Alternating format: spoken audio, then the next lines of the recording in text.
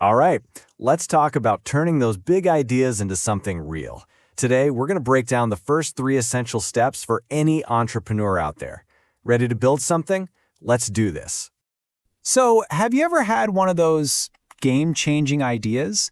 You know that feeling, right? That little spark, that light bulb moment? Maybe it's an app or a product or some service that you just know could be huge. It's an amazing feeling, isn't it? But here's the thing. What really separates a dream from a real thriving business? Yeah, that's the big question. It's not just about having a great idea. It's about having a clear, actionable plan. And that is exactly what we're going to map out together today. Okay, so step 1. First things first. The best businesses, the really successful ones, they aren't just built on cool ideas. They're built on solving actual problems for real people. This isn't about throwing something at the wall and seeing what sticks. Nope. It's about a specific process.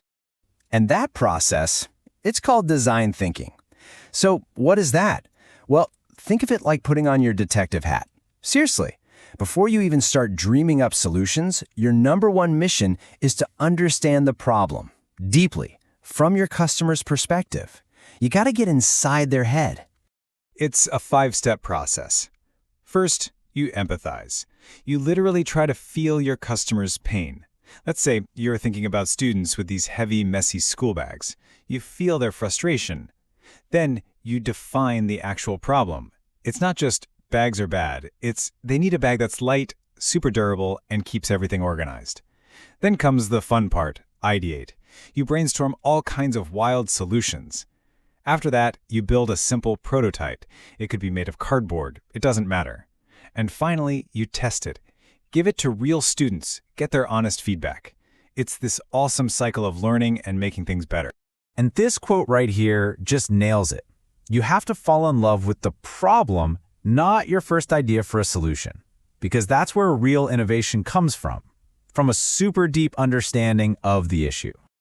All right, so now you've got a handle on the problem, you've got a great idea for a solution. That is awesome.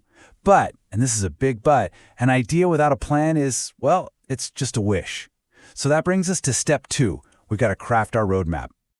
And that roadmap, you guessed it, is your business plan. Now, don't tune out. This is not some dusty, boring document you only write for investors. No way. Think of it as your personal guide.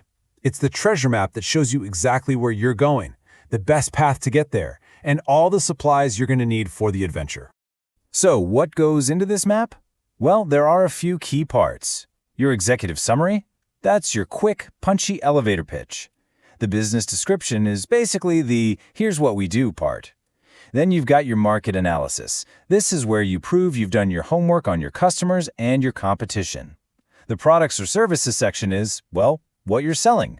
Marketing and sales is all about how you're going to let the world know you exist. And then the financial plan. Yeah, that's the really fun part where you figure out how this whole thing is going to make money. Okay, let's pause for a second. Time for a little knowledge check. So, imagine this. You've gone through the whole design thinking process. You've even prototyped this amazing new travel bag. It's brilliant. So, what is the absolute next crucial step you should take? Is it A, you go all in, you order 10,000 of them right away? Or B, you hit the brakes and you create that roadmap, that business plan we were just talking about? Or is it C, you start running a huge global ad campaign? What do you think? Take a second. And the answer is B. Of course it is. If you said B, you are spot on. Think about it. You've got a deep understanding of the problem. You've got a rock-solid plan. Now it's time for the third, and honestly, maybe the most critical step of all, making sure there are actual real-life human beings who will open up their wallets and buy what you're selling. And this is where market research becomes your best friend.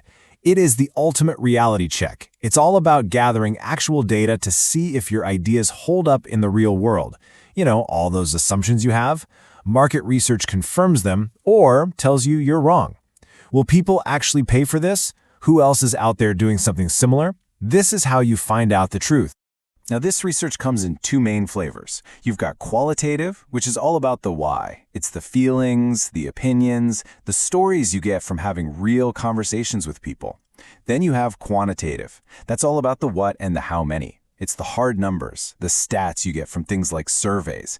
And you really, really need both to see the whole picture. So how do you actually get this information? Well, you can send out surveys to a ton of people to get that number-crunching quantitative data. Or you could run a focus group. Let's use that bakery example. Imagine you bring in a small group of people, you give them your new pastries to try, and you just listen to them talk. What do they love? What do they not like so much? That feedback, that is pure gold. That's that qualitative insight we were talking about.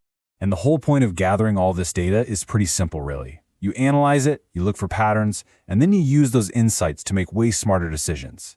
It tells you how to tweak your product, what price you should charge, and how to create a marketing message that actually connects with people. So there you have it, the 3 foundational steps. We've covered a lot of ground, but knowing the steps is one thing. Actually taking them, that's a whole different ballgame. When it comes right down to it, it's all about this. Step 1, understand the problem your customer is facing. Step 2, plan your entire journey with a solid business plan. And Step 3, validate everything with real market research. Let's say it again. Understand, plan, and validate. Look, these aren't some complicated secret formulas. They're just simple, powerful tools that anyone, and I mean anyone, can use to build something really meaningful. The path is actually pretty clear. So the only question left, the really important one, is this. What problem will you solve?